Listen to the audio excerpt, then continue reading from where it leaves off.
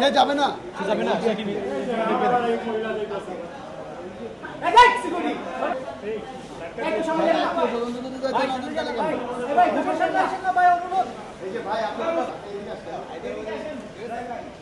আমার সব সামনে গেছে গা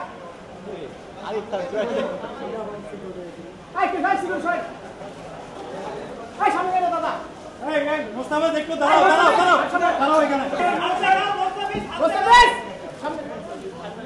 আপনি সামনে আসেন স্যার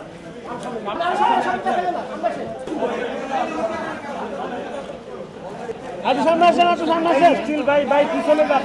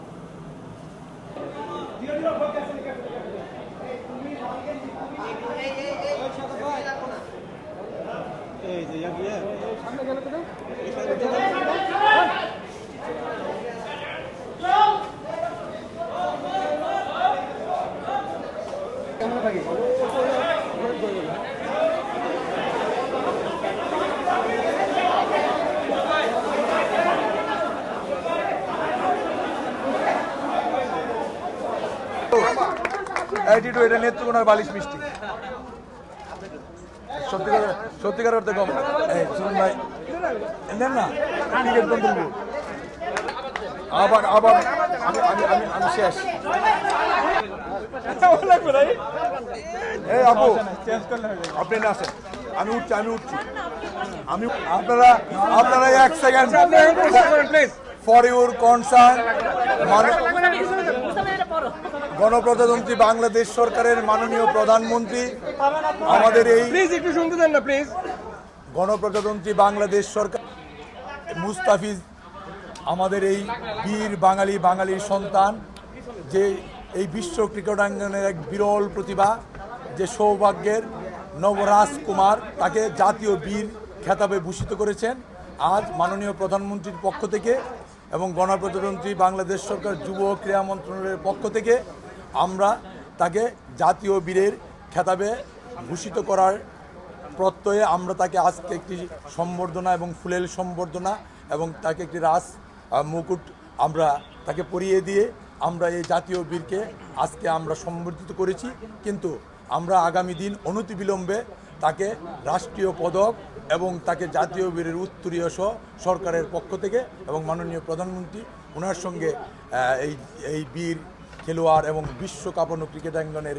এই বিশ্বের বিরল এক প্রতিভা যে বাঙালি জাতিকে সবচেয়ে গর্বিত করেছে এবং আজ বাঙালি জাতির উৎসব এবং প্রাণে রঙে রঙিন হয়েছে সেটি আজ এই উৎসবের মধ্যমণি আমাদের এই বীর সন্তান তার এই শুভ কামনা রেখে আমরা সরকারের পক্ষ থেকে মুস্তাফিজকে আজ বরণ করে নিলাম 17 কোটি মানুষের সকলের কাছে এই মুস্তাফিজ জন্য দোয়া চেয়ে শেষ করছি আর মিডিয়ার বন্ধুদেরকে আবারও প্রাণঢালা অভিনন্দন জানিয়ে সুধীবিন্দুকে সকলকে ধন্যবাদ জানিয়ে শেষ করছি আল্লাহ হাফেজ আসসালামু আলাইকুম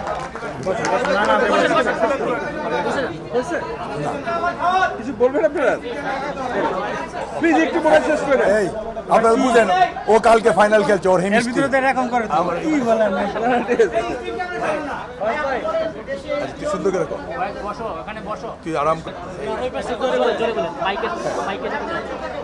ও শুনবে না কিন্তু সবাই কথা বলবে খাস ধন্যবাদ জানাই মাননীয় প্রধানমন্ত্রীকে আমার এরকম একটা ভালো অনুষ্ঠান আয়োজন করার জন্য আঙ্কেল আছে বহুত আঙ্কেল মামা আছে সকল মিডিয়া বিন্দু সবাইকে ধন্যবাদ আর খাস লাইফের আইপিএল শুরুটাও ভালো হয়েছে শেষও ভালো হয়েছে আপনাদের দোয়ায় দেশবাসীর দোয়ায়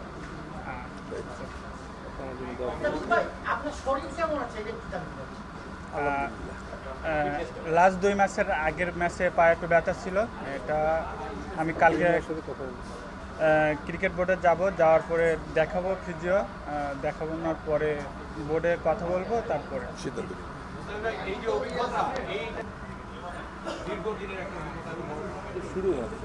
দেশে আমি এখনো ছোট, সবসময় শিখতে চাই।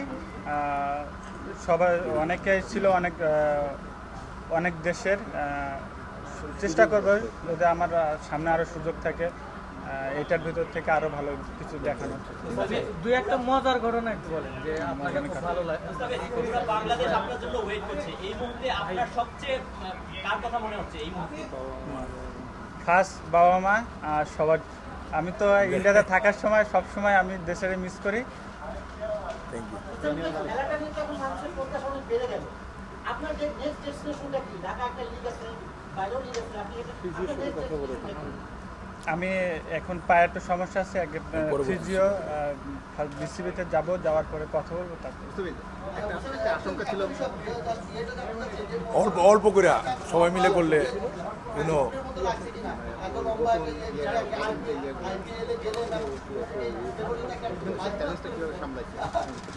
এত বড় প্রশ্ন জানছেন। সব কিছু স্বপ্নের গৌরবে না, এটা সবাই না, ও তো জেনে শুনে বল করে, ও স্বপ্নের মতো লাগে না।